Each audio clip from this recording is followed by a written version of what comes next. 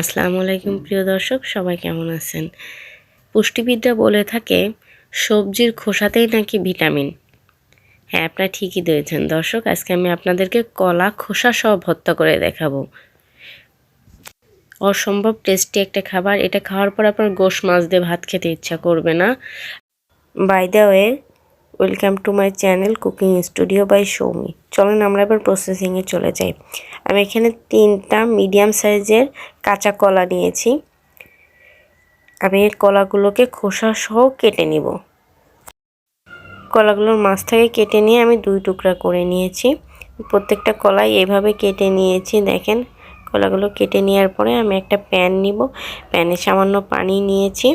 পানিটা পরিমাপ মতো নেবেন। আমি 1 মগ পানি নিয়েছি। নিয়ে এখানে কলাগুলো দিয়ে আমি প্রায় 10 মিনিটের মতো কলাগুলো সিদ্ধ করে নেব। এখানে আমি চুলোর জাল হাই ফ্লেমে রেখে কলাগুলোকে সিদ্ধ করে নেব। যারা আমার চ্যানেলটি সাবস্ক্রাইব করেনি অবশ্যই আমার চ্যানেলটিকে সাবস্ক্রাইব করবেন এবং সাথে থাকবেন। কলাগুলোর পানি শুকিয়ে গিয়েছে। আমি একটা টুথপিক দিয়ে চেক করে নিলাম কলাগুলো সিদ্ধ হয়ে গেছে। এখন আমি কলাগুলোকে একটু ব্লেন্ড করে নেব। আপনারা চাইলে হাতে পিষেও নিতে পারেন। নাও আমি একটা প্যান নিয়ে নিয়েছি। প্যানে সরিষার তেল দিয়েছি। ভর্তা মানে সরিষার তেল। সরিষার তেল ছাড়া ভর্তা ভালো লাগে না। যে আমি সরিষার তেল ইউজ করেছি। আমি 1 কাপ পেঁয়াজ ইউজ করেছি। পেঁয়াজটা আমি বাদামি করে ভেজে নিব।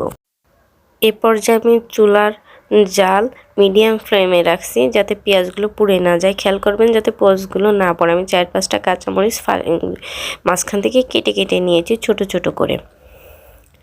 নাও এগুলো হয়ে আসলে একটু বাদামি কালার চলে আসলে আমি যে কলাটা পেস্ট করে রাখছিলাম ওই কলাটা দিয়ে দিব। কলাটাকে ভালো করে পেঁয়াজ আর কাঁচামরিচের সাথে ভালো করে মাখিয়ে নেব। এখন আমি 1/2 চামচের মতো হলুদ অ্যাড করে দিয়েছি। এতে বেশি হলুদ দেওয়া যাবে না, গন্ধ বেরোবে। আমি 1/2 চামচের মতো জিরা গুঁড়া দিয়েছি। আর আমি 1/2 চামচের মতো পাঁচফোড়ন দিলাম। পাঁচফোড়নটা এখানে অবশ্যই ইউজ করবেন, নাহলে আসল ফ্লেভারটা পাবেন না। স্বাদ মতো লবণ। এখন খুব ভালো করে লো ফ্লেমে রেখে আমি এটা খুব ভালো করে মিক্সড করে নিব। জলটা অবশ্যই এখন লো ফ্লেমে রাখবেন, নাহলে নিচে থেকে ধরে আসবে। এ পর্যায়ে আমার ভর্তাটা হয়ে গেছে। দেখেন, আমি ভর্তাটাকে একটু লো ফ্লেমে আস্তে আস্তে করে নিতে হবে। খুব তাড়াহুড়া করলে হবে না, যাতে মশলাগুলো খুব ভালোভাবে হয় আর ভর্তাটাও খুব ভালোভাবে সব কিছুর সাথে মিক্সড করে। দেখেন কড়াই থেকে উঠে উঠে আসতেছে। এই পর্যায়ে আমি এটাকে নামিয়ে নিলাম। এখন ডেকোরেশনের পালা। আমার রেসিপি যদি ভালো লাগে অবশ্যই আপনারা বাসায় ট্রাই করবেন। অবশ্যই ট্রাই করবেন, কারণ জানেন তো সবুজ সবজিতে প্রচুর ভিটামিন থাকে। এটা পুষ্টিবিদরা সবসময় বলে থাকে। আর বাসায় এটা রেডি করা খুবই ইজি। সবসময় তো গোশ মাছ খেতে ভালো লাগে না, এটা খেয়ে দেখবেন খুবই ভালো লাগে। কারো যদি কোনো ইনফরমেশন জানার থাকে অবশ্যই আমাকে কমেন্ট করবেন। আপনাদের কমেন্টে আমি অনেক উৎসাহ পাই। Thank you guys. আসসালামু আলাইকুম।